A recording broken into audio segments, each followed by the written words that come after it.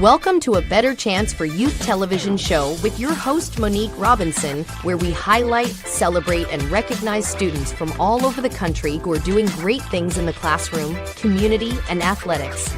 Every student deserves an opportunity for hope and a future. So let's celebrate our students, the next generation of teachers, engineers, entrepreneurs, and future leaders.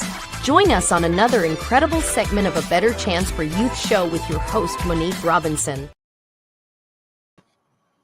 Welcome, and welcome. Now, we have had a wonderful time interviewing our folks for the essay portion of the Takisha A Davis Scholarship Award. Now, we're on to day 3. Can you believe it? We've had that many days with our wonderful young people. Now, today we have 2 amazing young people. Yesterday was good, but these 2 are amazing. And we get to hear what they're all their goals and things like that. So let's welcome our first guest today.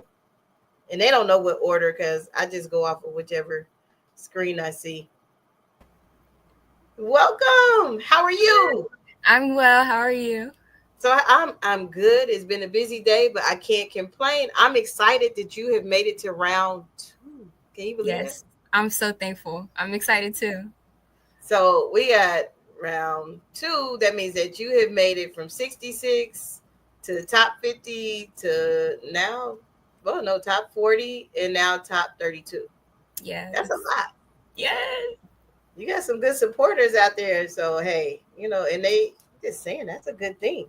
So I'm excited to hear your essay. So before we get into your essay, I am going to bring on our other friend that we have here on today. And hopefully I pushed the right button. Hello. Hello, Jasean. How are you? I'm doing good. So it's just 2 of you all today. Isn't that great? You don't have to share the platform with anybody. We don't got all the people here. Just I agree. So awesome. So Jasean, where are you going in the fall? I'm going to be going to Prairie View A&M University. You excited? You ready to go? I am excited. You ready to go? I'm ready to go. I am ready to go. Oh Lord. Sinclair, you ready to go too? I am ready to go. Oh my. Your parents gonna be watching this while y'all sitting there laughing. They know. They're ready for me to go. Yeah, they know we're ready to go. Yeah. All right. I'm officially hurt. Parents, I have nothing to do with their thoughts right now. They are saying this completely on their own. But you know what? Round 3, your parents are on here with you, right? Yes, they are. Yes. Are you still gonna stand on your stance with the I'm ready to go? Yes. They know. They know. Oh my goodness. It's time. I'm officially heartbroken. You're at least supposed to, say, hey, I'm gonna miss it. They said I'm ready to go. That's fair. That's so fair. They know I'm gonna miss them. Right. They know. Okay. Well, I don't know what order you're gonna go in. So whoever I pick to go first, that means your face will be highlighted, and then you can immediately start reading your essay. Okay. Since its start during the times of Civil War movement and Civil Rights Act of 1964, the idea and importance of DUI, or diversity, equality, and inclusion, have grown tremendously, becoming a concept that has been ingrained in all the facets of life, especially when we talk about with education and access to it, which leads me into what I wish to talk about today. Although many different groups have helped to push the concept of DUI and make it more normalized within the world, I'm going to focus on how historically Black colleges have not only helped push the idea of DUIs, but just all in all helped with pushing the idea through African Americans. To start, I want to talk about the start of historically Black colleges and more the lack of them, because during the time of the Civil War, many African Americans were, still slaves, and then even after it, a lot of them just didn't have access to the things like education. So the idea of a historically black college was impossible. That is until around the after the Civil War, with ratification of the 13th Amendment, which led to the involvement of slavery. This abolishment kind of led to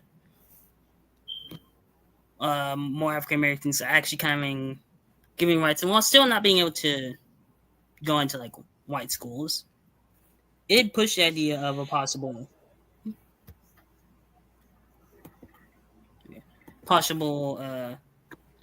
idea of a historical black college, which kind of birthed the creation with colleges like the District of Columbia and Lincoln University.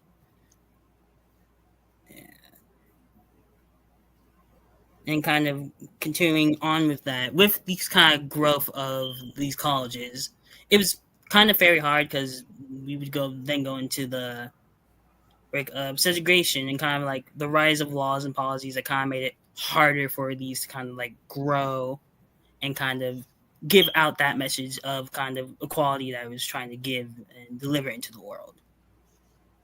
But through it all, and through now more recent times, and through that kind of push through of more rights and kind of through, the Civil Rights Act, BCUs or, historically black colleges have been able to kind of champion this idea of being able to constantly go through equality. Now, like at the end of the day, we're able to kind of show that people of color and just like these colleges of color are able to achieve just the same as, white colleges.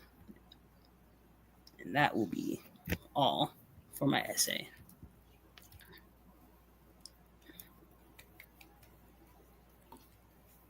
You're muted, by the way, Miss Robinson. If you're trying to say something. And I was steady talking too. Thank you for sharing your point of view with us and giving us a brief history of HBCUs, historically black colleges and universities. I will now give you a period of time if Sinclair may have any questions, comments, concerns, to where you all can have a dialogue. And then when I appear, we will be ready for our next essay. Yes, so Jasean, I really liked your essay. I do have a question, just like so I could kind of see your like perspective. Mm-hmm. So I just need to figure out how to word it correctly. So how do you feel? Do you feel like the reason that HBCUs like were formed and created has people think about that today? Do you think that still has an impact on us? Like the whole reason that HBCUs were created, do you think that people still think about that today when attending one or applying to one? And what kind of value do you think that holds on our generation?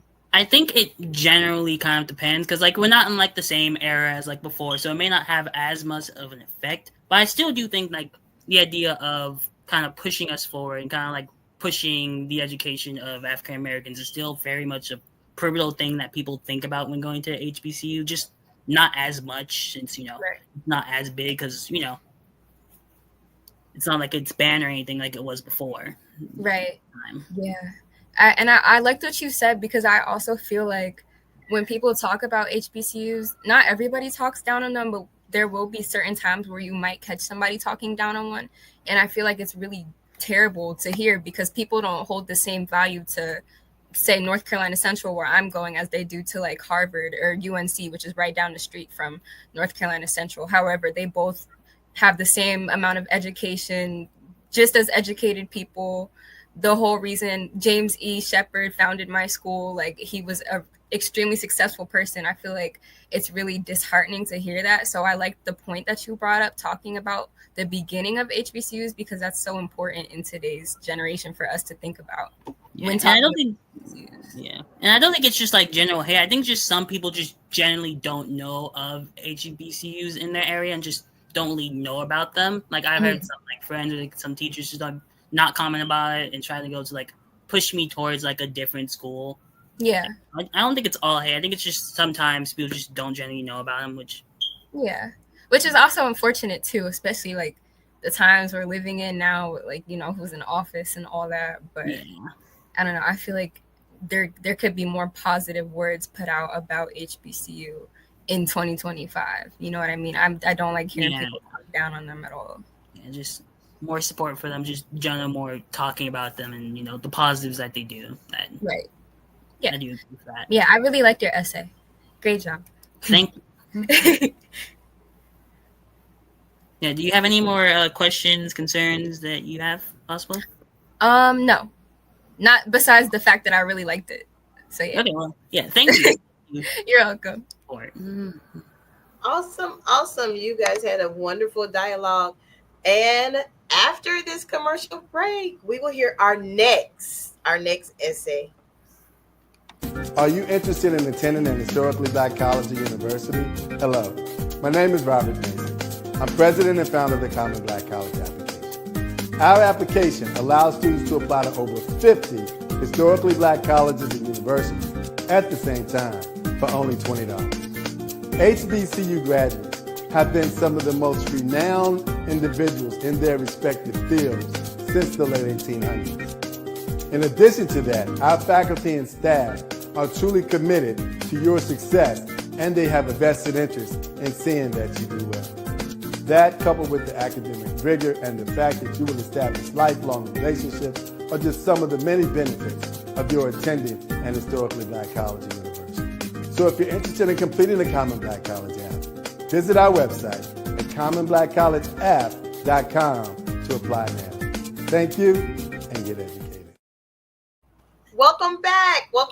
I am here with Jasean Boyd and, oh God, I mess her name up all the time. Sinclair Adina, is it all three? Okay, Sinclair Adina Powell.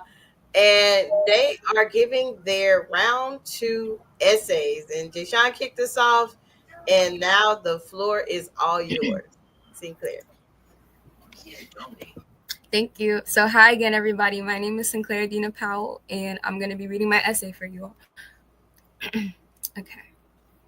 When you go to an HBCU, you feel like you are at a family reunion every day. You gain cousins that grew up in places like Philadelphia, Los Angeles, Chicago, and Houston. You meet family from the continent of Africa and the Caribbean.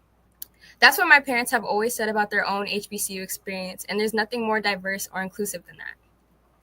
My parents and their friends from Howard University have raised their children together and often go on vacation together. Sometimes we even spend major holidays together. I have about 10 play cousins, and I'm so grateful for this extended family that my parents have that was born out of attending an HBCU. I have watched my parents and their friends help each other professionally as well. In their friend circle are a dentist, a corporate CEO, 2 lawyers, a pharmaceutical saleswoman, a gym owner, a teacher, a financial advisor, a university provost, an IT technician, a pediatrician, and a Broadway actress. Now, come on, that's like really, that's impressive. There's not much my parents have to search for when they need help, a connection, or a hookup. I want that for myself.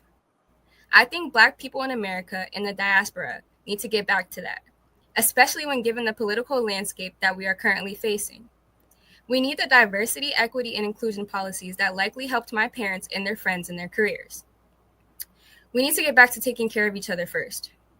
This is the self-efficiency and self-preservation that you can get only from an HBCU. This is why HBCUs are important, relevant, and necessary. Diversity, equity, and inclusion, our practices are the norm that at HBCUs, and because we know how necessary it is for our survival as people, we need to be the ones to fight for its existence, no matter what it takes. Now, I have been studying jazz since I was 8 years old. My first Jazz House Kids Summer Workshop, which is hosted by Grammy winner Christian McBride and his wife Melissa Walker, was in 2015, and I've participated in every summer workshop since. Now, when I decided to study jazz in college, there was no doubt that I would attend North Carolina Central University in Durham, North Carolina. NCCU has one of the top jazz programs in the United States, and it being an HBCU pretty much sealed the deal for me. I am proud of my culture and knowing that jazz is an American art form created and cultivated largely by Black Americans. This gives me immense pride. I'm so happy to become a part of that legacy. NCCU is the place for me to begin that journey. NCCU is doing what next level jazz education that is unrivaled by most predominantly white institutions. With so much of our history being erased in this 21st century, we must continue telling our stories and our history, our way. What better place is there to do that than at an HBCU? As a Black woman choosing a male-dominated career, I will often be a DEI hire, and that doesn't mean that I'm not qualified. Hiring someone like me means giving someone a chance that might be kept out because of their gender or race. I'm committed to using my HBCU education to arm myself with the tools necessary to excel professionally and to pave the way for those behind me.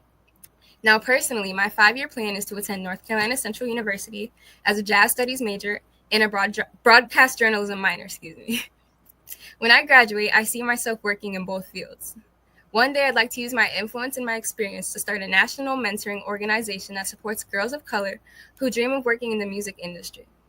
My nonprofit will become a pipeline for Black girls who want to work in jazz and music journalism.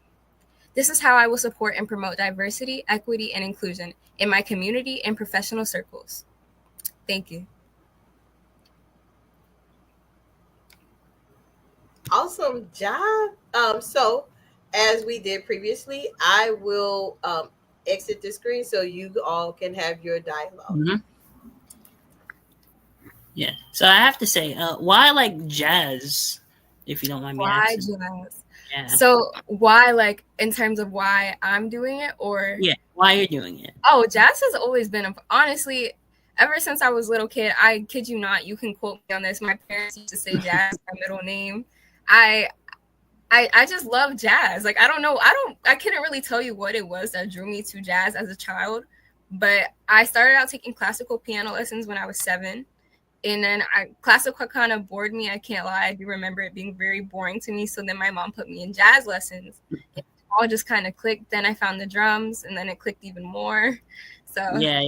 As someone who likes classical, it's a little sad to hear, But jazz, it is a really beautiful art form. So I understand even. Mm-hmm. Yeah, and I guess leading into like you talking about your parents, how big of an effect would you say like they kind of had if you kind of picking the school and with your essay, I think, and when you were making it? That's a good question. Honestly, they did have a big effect because I applied to not a bunch, but out of the 5 schools that I applied to, 3 of them were PWIs.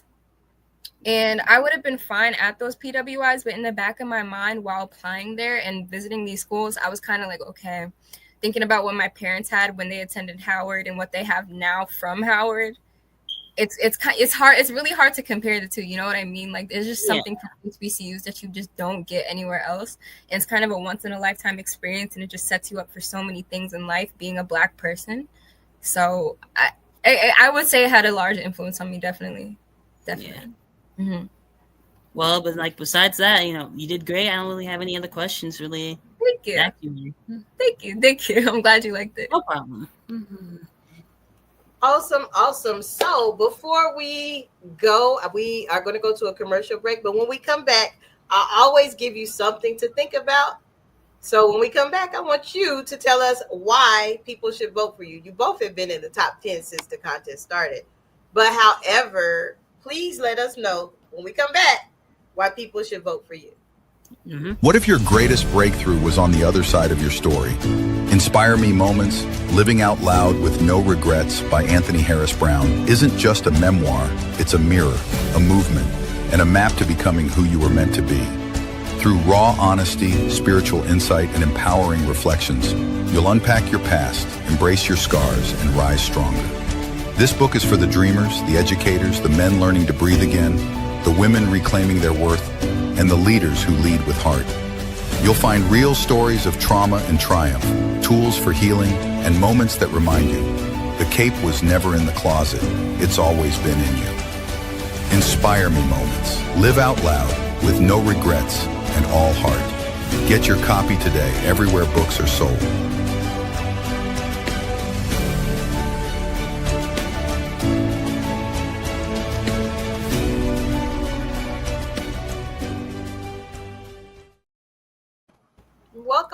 Welcome back. So if you have not heard, please get out there and get that Inspire Me.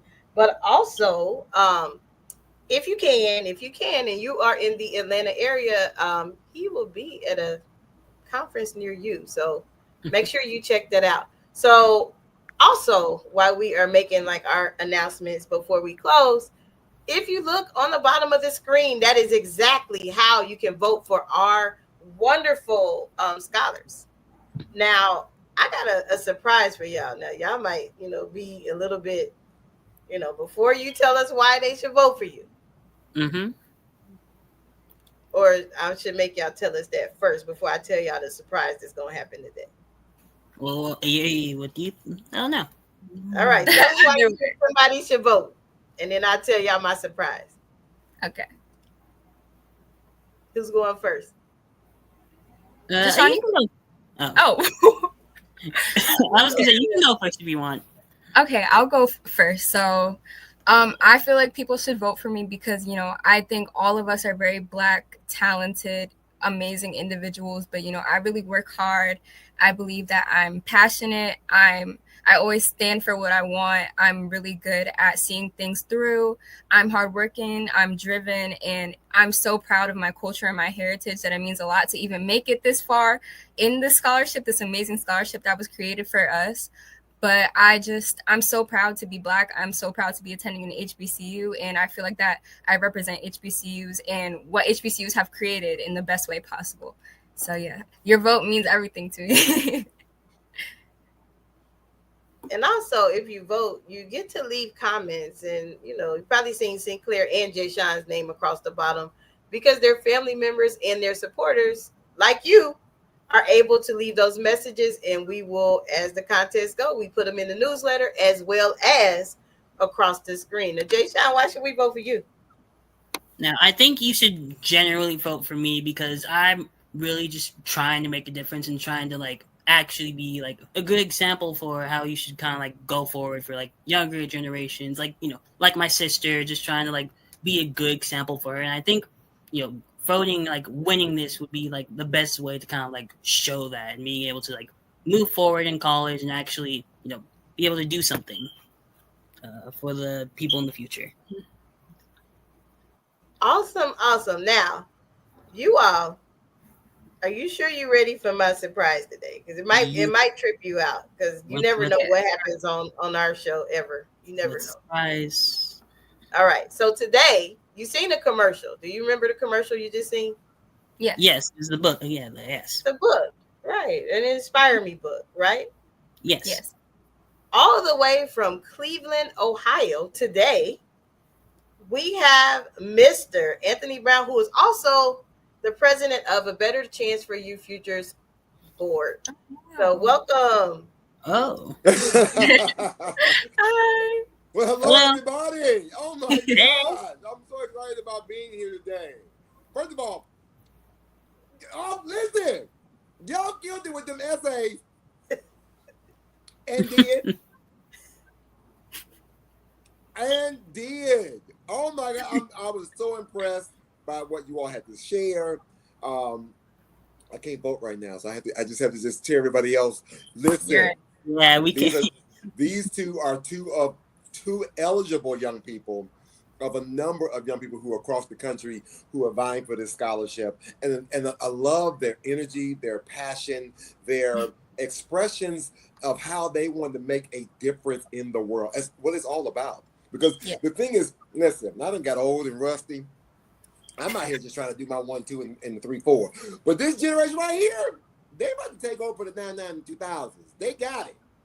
And I'm excited about watching them grow and flourish. So to both of you all, continue to be that shining example, be that light, help somebody along the way, whether this scholarship or something else. When you get on your campus, I don't need you just to show up. I need you to show out. Right. That part. Yeah. Show out. Let the people know why you're there. Don't become the example of what could have been, but be the example of where we need to be going. Absolutely. Yes. I need y'all to take us to the next level. Take us to the next level. I'm ready to roll with you. I'm ready. So I'm excited about being here. Monique texted me and said, we in the stream right now. Ooh, I'm about to pop in. I literally, no, I'm about to, she don't even know, I seen it, but I was like, I oh. was be on another call right now. Like, I ain't doing that call. I don't want to do that call. I want to go meet some of the young people today. Thank you so much. Thank you. Yes. Thank you for stopping by. You. So yeah, they're top 32. So we got, after the essays, we go down to top 20. Yeah, I'll be around with the top 10. You know, that's when Monique might let me get involved. She might let me get involved with the top 10. But in the meantime, I've been watching everything from the background. I've been like, okay, this is good. This is good. Yeah. Right. So when do you all get ready to leave? So when do you start? Have you started packing your bags yet? Yeah, I leave in fall. Yeah, I've been trying to get ready for that. Not packing my bags, but getting my dorm stuff together. So. Yeah. Okay. Yeah. Okay. Money situation. Have you met your roommates virtually or anything? Yes. We're very cool. I've not met mine yet. I've been like, I know who my roommate is. I've just not met him yet. Not yet. Mhm. Okay. Make sure you set them house rules early. Just Yeah. like when we playing spades. Definitely. Yeah. Like when we playing spades or we playing Uno, establish the house rules. Right. Don't be all up in my stuff. Absolutely. Lock your stuff up. Yeah, get locked up. Don't want. Yeah. Lock your stuff up. If you got your Foot Locker, listen, I'm old school. I used to lock myself because my roommate, I love him dearly, but you know, when you first get into your room, I don't care how much they say it's clean. I don't care what they say. Mm-hmm. I don't care what they say, oh no, the dorm rooms are clean. My mama still went and got some Pine Sol and bleach and did her own cleaning. Right. My mama's gonna do that. Yeah. So yeah, Right. be ready. That's all I got. Thank you so much. Thank you for joining us. Yes, all right, Monique, what else you got? That's it. That's all for today. It's only 2 today. Yesterday was like 6. Okay. So we're doing our round 2 of all the essays right now. So they really brought it. I'm glad I'm not a judge. Thank God for that. But Hey, why ain't you a judge, Miss Robinson, man? No, I can't judge, because if it was up to me, everybody would have something. I don't care if it's $2. She'll be broke. Hey, give everyone something, man. Listen, she would be broke. If it was up to her, she would be broke. Everybody would get something, and she gonna try to figure out how, like, well, we gotta send them a gift card or something. Right. I honestly would. I mean, because I lead with my heart. So that's probably why I don't get to judge, but I do cheer you on. I make sure your WhatsApp information is up to date in your chat. Yeah, see, we got a group chat. Anthony, you didn't know that, did you? Oh yeah, we do in WhatsApp. We do. Oh, okay, then. So they got a WhatsApp, and I send them messages, sometimes motivational, sometimes like, look, you need to practice your essay. This is what's going to happen. See, I'm connected. Awesome. That's the other reason why I can't judge. Yeah, you know. If you need the link to vote, the link is scrolling across the screen, as well as in the newsletter. I wish everybody a huge success. Got my fingers crossed, because the next cut is down to 20. But I mean, they both been in top 10 every week. Let's go. So y'all gotta go out there and vote. You gotta go out there and vote. Go vote. Yeah, go vote. Go vote for us. Man, well, thank you for tuning in. I'm your host, Dr. Monique Robinson. I have Sinclair, Jasean, and then we had a surprise guest, Mr. Anthony Brown. He came in after his commercial. But hey, seriously, go get that book. It's good for the soul, especially if you need that self-care, that self-reflection. Get out there and get that book. Till next time, see you guys later. For inspiration, motivation, and the good news of Jesus Christ, look no further. The Daily Gospel Network has what you need. With more than 300 ministries from all over the country broadcasting every week, you're sure to get your dose of spirit-filled encouragement from the great programs on the Daily Gospel Network. Catch the Daily Gospel Network on Roku, Amazon Fire, Apple TV, all mobile devices, and the internet. Tune in to A Better Chance for Youth television show with host Monique Robinson on the Daily Gospel Network. The the television show dedicated to highlighting incredible students on their quest to change the world. Join us every week as we uplift the youth and help them on their journey to the bright future they deserve. Catch A Better Chance for Youth television show with host Monique Robinson on the Daily Gospel Network.